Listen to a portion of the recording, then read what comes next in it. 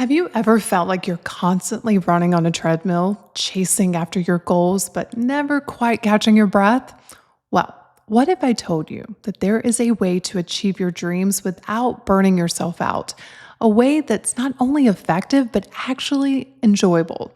Today, we're going to explore the art of sauntering beyond your limits, a very powerful approach that combines ambition with ease and playfulness with purpose. So take a deep breath and let's dive in. Welcome to the School of Self-Image, where personal development meets style. Here's your hostess, Master Life Coach, Tonya Leigh. Hello, friends. Welcome to another week of the podcast. How have you been? I have had a very full week. It seems like we've had a revolving door of company coming to stay with us. My dad is sick, and so I've been going back and forth to spend time with him and my mom. And we have a lot of exciting things going on within the School of Self-Image that will be revealed very soon. But I was thinking the other day of how I feel overall. And quite honestly, I feel very grateful for so many things. And even though a lot's going on, I'm relatively calm right now. And I think it has to do with what today's episode is all about: sauntering beyond your limits. Because, we live in a world that's always telling us to push harder, go faster, do more. It's all hustle culture and no pain, no gain. And I have found myself in the past wondering, how can I keep up? Maybe you felt the same way. Years ago, I remember very clearly the day when I had the question, how do you combine ambition with ease? And that's when it hit me. The image of sauntering towards my goals and sauntering beyond my limits.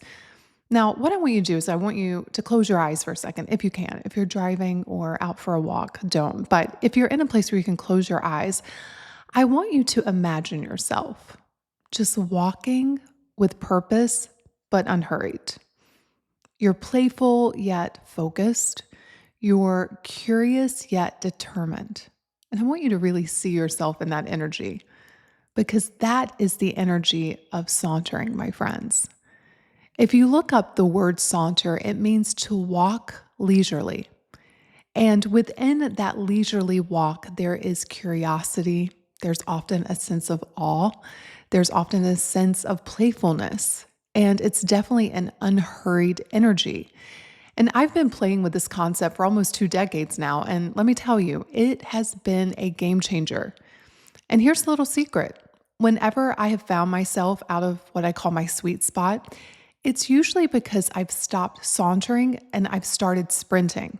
Now, I want to be clear that I understand that there are seasons when you intentionally sprint, and that sprint is driven out of passion, out of excitement, out of commitment. But all too often, we stay in that mode. And if we pay attention, we'll realize, wow, it's no longer being driven out of positive emotion. It's being driven out of fear, out of anxiety, out of worry. And that is a pace that's impossible to keep up. What I've also discovered is that with intention and with some of the principles that I'm going to talk about in this episode, your sprints can start to feel more like a saunter. And here's where it gets really interesting. What happens when you encounter a limit or an obstacle while sauntering? Really think about it. If you're out for a leisurely stroll through a beautiful garden and you're admiring the flowers, feeling the breeze on your skin, and suddenly, bam, you encounter a wall in front of you. Now, first of all, if you were sprinting, you might get a little bruised up. You might crash right into it and you will feel defeated. But when you're sauntering, that's a different story. When you hit a wall and you're sauntering, you first of all have the presence of mind to stop and really look at it. You might not even hit it because you have the awareness to see it right before you're upon it. But when you get to it, you'll start to ask questions like, is it really as solid as it seems? Are there any cracks? Or Maybe there's a door you didn't notice, or perhaps you can simply walk around it. You see, when you're sauntering, you approach your limits with curiosity rather than frustration.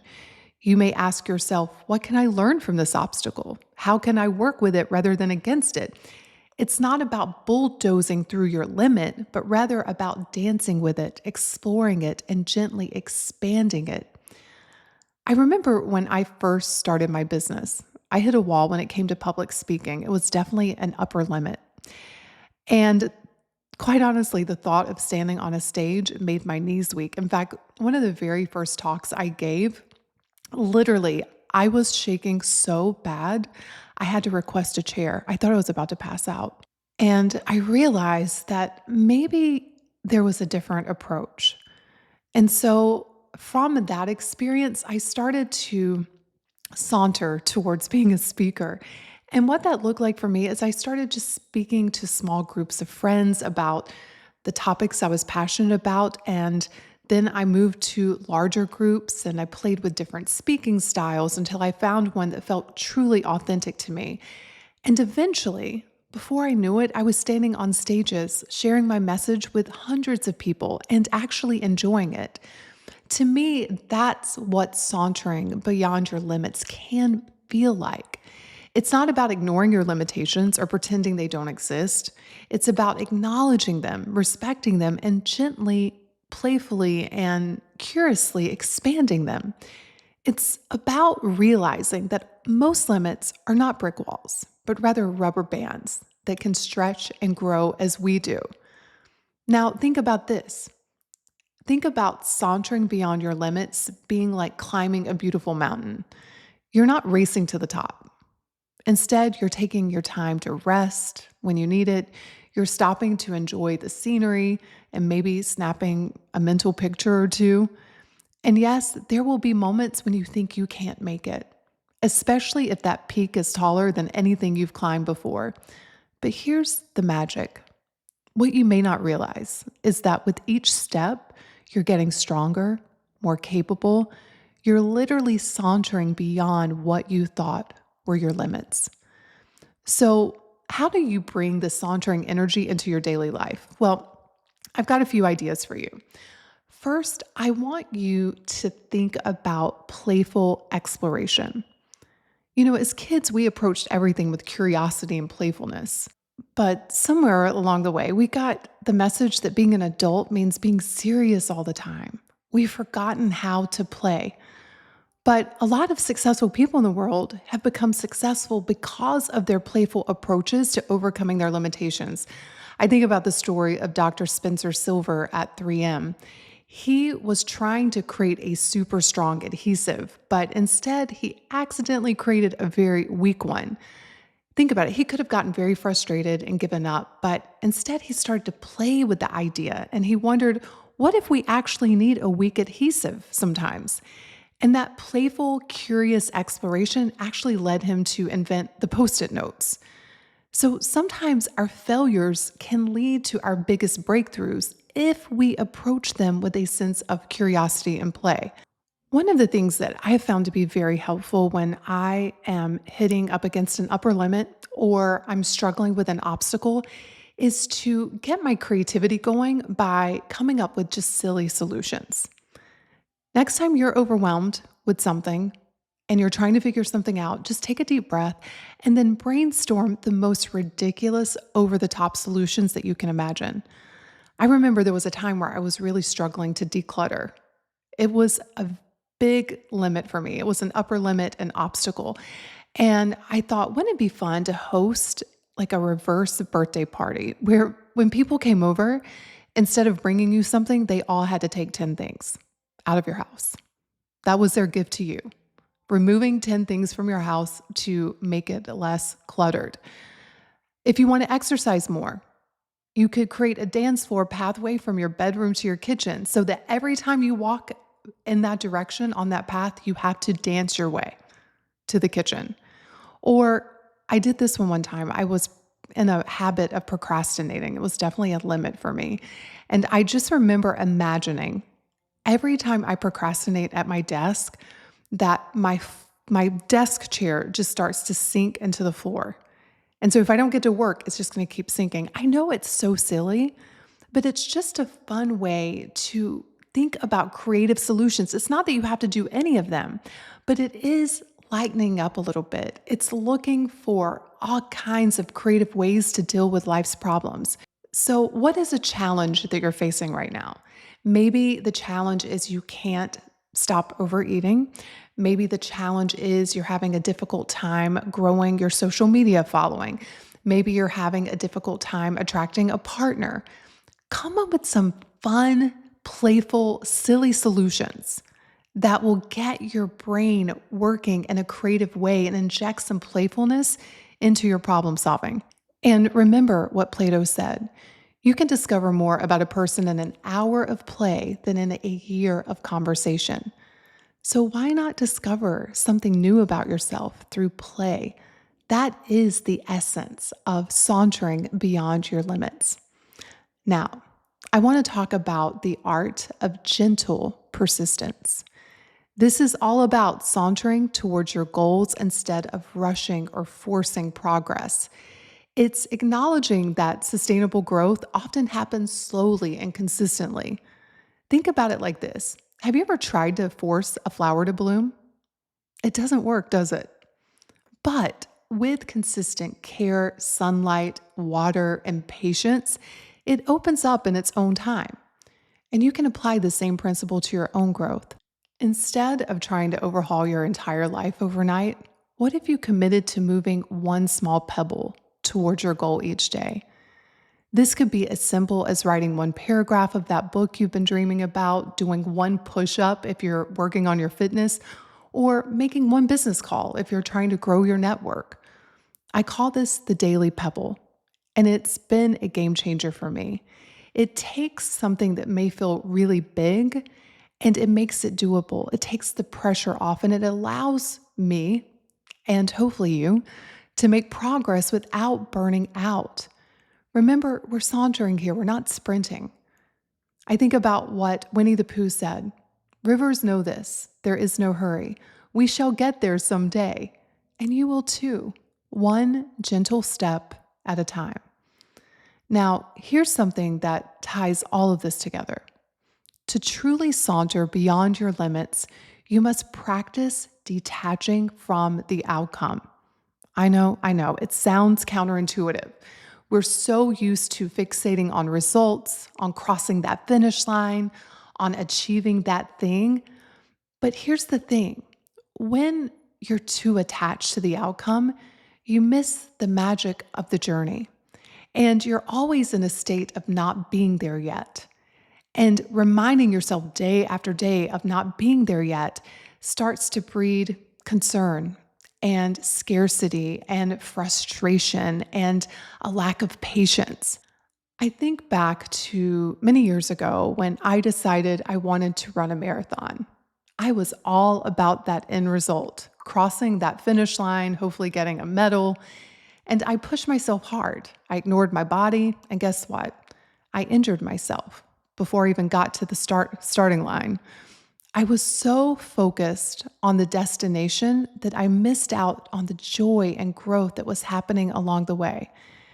And so I decided to saunter towards my marathon. I shifted my perspective and I set a new goal. And that goal was to enjoy the process of becoming a runner. By detaching from the outcome of a specific distance or time, what I did is I just started to focus on the daily act of getting outside and going for a run. And you know what happened? Not only did I start to love running, but I eventually completed that marathon and went on to run a second one. And I actually enjoyed the process. Sure, I was running, but it felt like the energy of a saunter simply by changing my approach and not being so attached to running it in a certain time, but just enjoying the process of becoming a runner. One thing you can do, I think this is a really fun exercise, is to write down one thing every day that you've enjoyed while working towards your goal, no matter how small. Maybe you loved the feeling of the sun on your face when you went out for a run. or the satisfaction you felt when you solved a tricky problem at work. Do this every day for a month. And at the end of the month, read through all of your answers, and you'll start to see that the joy is in the journey all along. It's not in the destination. Of course, it feels great to reach goals, but it truly is who you become in the process and really just savoring the growth that you experience when you stop being so attached to the outcome and just appreciate the daily journey of sauntering towards your goals. What I have discovered is that when I detach from the outcome, I actually open myself up to possibilities that I couldn't have imagined. I've become more resilient, more creative, and ironically, I've often achieved more than I initially set out to do. It feels like you are dancing with life rather than wrestling with it. Now, I know that this is easier said than done. Our brain, it tries to convince us that the joy is going to happen when we get there. But what I also know is if you make yourself miserable towards obtaining that goal, you're not going to enjoy achieving it as much as you think. So, the way to actually do this is what I work a lot with School of Self Image members on, and that is to have the goals, have that ambition. It's there for a reason, and it is a beautiful thing. But bring it back to your daily life and fall in love with the process. If you're just attached to the outcome, you are not going to enjoy the process. But when you enjoy the process, you are much more likely to achieve that outcome.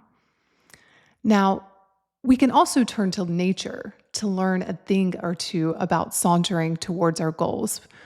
Because if you've noticed, nature doesn't rush, yet everything gets accomplished. Have you ever really watched a tree grow? Depending on the tree, it's a very slow process, but the results are magnificent. I've always been just fascinated with the bamboo tree. Because for the first few years after it's planted, you see no visible growth above the ground. But what you don't see is that during this time, it's developing this extensive root system. Then almost overnight, it can grow up to 80 feet in just 6 weeks. And I think that this is often how our personal growth works. We might feel like we're not making much progress, but beneath the surface, if you are committed to the process, if you're sauntering towards your goals and beyond your limits, what you're doing is you're developing the roots that will support your future growth. I've experienced my own bamboo like growth in many areas of my life, one being with my business. I think back to when I first started my business and I had a newsletter that I would send out every single week, like clockwork. And in the beginning, it was just my mom and dad reading it. I didn't have a lot of email subscribers at all. And they would trickle in, but for the longest time, it felt like nothing was really happening. But I kept at it. I focused on the process, not the outcome. I focused on providing value, on creating really great content, on connecting with my readers, on being consistent. And then right around, I think it was like the 2 year mark, I don't know what happened, but it was incredible. It was like exponential growth. It was like the bamboo tree. It felt like overnight, it started to multiply. All that work, all that consistency, all that patience, it paid off in ways I couldn't have imagined. And it's led to where I am today. Sometimes people look at me today and they're like, oh, you're so lucky. They don't realize I've been doing this for almost 20 years. Being consistent, showing up, providing value, failing in the process, having my obstacles, being playful, trying to figure it out, sauntering beyond my own limits. Next time you're out in nature, just spend some time observing a natural object. It could be a tree, a flower, or even a landscape, could be a river, whatever. And just think about how the characteristics of that object and think about how it mirrors your own growth journey. If it's a river, Maybe all of the twists and turns reflect all of the twists and turns that you've had in your life. If it's a tree, maybe you're thinking about the growth rings inside of it and how it relates to all of your own layers of experience that you've had over the years. As Alice Walker beautifully said, in nature, nothing is perfect and everything is perfect. Trees can be contorted, bent in weird ways, and they're still beautiful. And the same is true for your journey. It doesn't have to be perfect to be beautiful. Now, one last recommendation for sauntering beyond your limits is to create what I call micro adventures. These are small, achievable challenges that gradually expand your comfort zone. They're like practice runs for sauntering beyond your limits. I just have found in my own life, it's been these little stretches, these little going a little bit beyond what I thought I could do, trying something a little bit beyond my comfort zone that over time has grown me the most. And the crazy thing is, when you're doing it, it doesn't seem like a lot. You stretch a little bit, but not a lot. But imagine those little stretches over time. You literally become a whole new person. And, some people will tell you, like, really put yourself out there, really put yourself on stages and pass out. You'll be okay. And of course you will. But I'm suggesting that maybe there's a more gentle approach where we don't make our nervous systems freak out quite so much, but we gradually expand our comfort zones. So each week, I want you to do something that's slightly outside of your comfort zone. It doesn't have to be big. It might be trying a new cuisine or taking a different route to work or striking up a conversation with a stranger. These small steps can lead to big changes in how you see yourself and what you believe is possible. Now, speaking of micro adventures, I have something exciting for you. I'm so excited about this. I want to challenge you to expand your style limits. And that is why I have created a free 5-day style challenge. I just filmed this a few weeks ago. My team flew in. We filmed it in my closet. We laughed so hard. We had so much fun. And it's all about expanding beyond what you think might be possible with style. These are timeless principles presented in easy, doable steps that will elevate your style. And it's not about following trends or conforming to someone else's idea of fashion.